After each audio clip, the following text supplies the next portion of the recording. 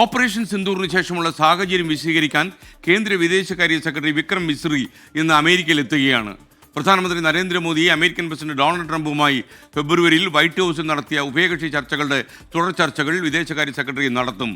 അമേരിക്കയിൽ നിന്ന് തത്സമയ വിവരങ്ങളുമായി മധു കൊട്ടാരക്കര തത്സമയം ചേരുന്നു. മധു, ഗുഡ് മോർണിംഗ്. മധു, ഡൊണാൾഡ് ട്രംപ് പല കാര്യങ്ങളും മാറ്റിമറിച്ചുകൊണ്ടിരിക്കുക അന്നത്തെ ചർച്ചയ്ക്ക് ശേഷം. അതുകൊണ്ട് മിസ്രി എവിടെ എത്തും, എന്തായിരിക്കും കഥ? Good morning SKN. പാകിസ്ഥാൻ ഭീകരത ലോകത്തിന് മുമ്പിൽ തുറന്നു കാട്ടുവാനായിട്ട് അമേരിക്കൻ പിന്തുണ ഉറപ്പാക്കാൻ കൂടിയാണ് ഇന്ത്യയുടെ വിദേശകാര്യ സെക്രട്ടറി വിക്രം മിസ്രി അല്പ മണിക്കൂറുകൾക്കകം അമേരിക്കയിലേക്ക് എത്തുന്നത്.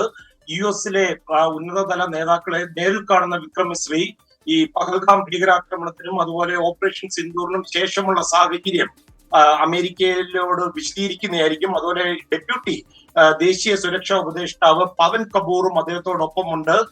ശനിയാഴ്ച നമുക്കറിയാം ഡോക്ടർ ശശി തരൂരിന്റെ നേതൃത്വത്തിലുള്ള ഇന്ത്യൻ പാർലമെന്റ് സംഘം ന്യൂയോർക്കിൽ പാകിസ്ഥാന്റെ ഈ അതിർത്തി കടന്നുള്ള ഭീകരാക്രമണവും അതുപോലെ ഇന്ത്യ തിരിച്ചടിച്ചതിന്റെ കാരണങ്ങളൊക്കെ വിശദീകരിച്ചിരുന്നു. കഴിഞ്ഞ ദിവസം SKN ഐക്യരാഷ്ട്ര സഭയിലും പാകിസ്ഥാനെതിരെ ഇന്ത്യ ശക്തമായ നിലപാടെടുത്തു. ആഗോള ഭീകരതയുടെ പ്രഭവ കേന്ദ്രം പാകിസ്ഥാനാണെന്ന് ഇന്ത്യ പറഞ്ഞു.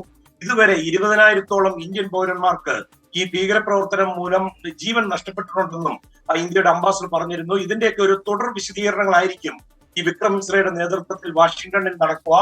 നേരത്തെ SKN സൂചിപ്പിച്ചതുപോലെ ഡൊണാൾഡ് ട്രംപുമായി പ്രധാനമന്ത്രി നരേന്ദ്രമോദി ഫെബ്രുവരിയിൽ വൈറ്റ് ഹൗസിൽ നടത്തിയ ചർച്ചകളുടെ തുടർ നടപടികൾ വിലയിരുത്തുന്ന ഉന്നതതല ഉദ്യോഗസ്ഥരുടെ മീറ്റിങ്ങുകളും സ്റ്റേറ്റ് സെക്രട്ടറി മാർക്കോ റൂബിയോയുമായിട്ടൊക്കെയുള്ള ഒരു മീറ്റിങ്ങുകളും ഉണ്ടാകുമെന്നും നമ്മൾ പ്രതീക്ഷിക്കാം.